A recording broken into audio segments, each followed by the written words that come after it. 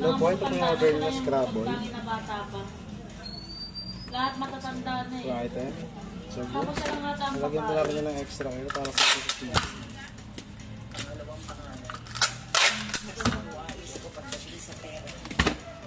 Maganda mga indie film. Nangyayari talaga sa totoong buhay. Kaya pag ako nanonood ng mga ganyan ngayon, gusto ko mga indie kasi nangyayari talaga sa totoong buhay.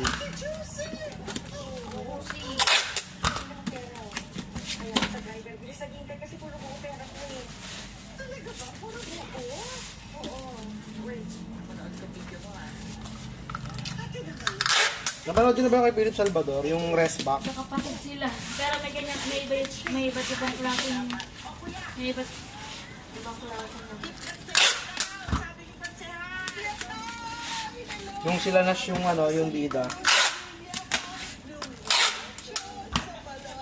Si Nash tsaka si ano tawag dito? Yung Channel 5 na pista na binatilyo rin.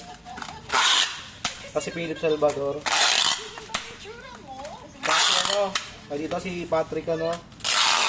Ay si ba Patrick po pangalan nun, yung malaki mata na ex ni ano, ni Angelica ano, Pangilinan.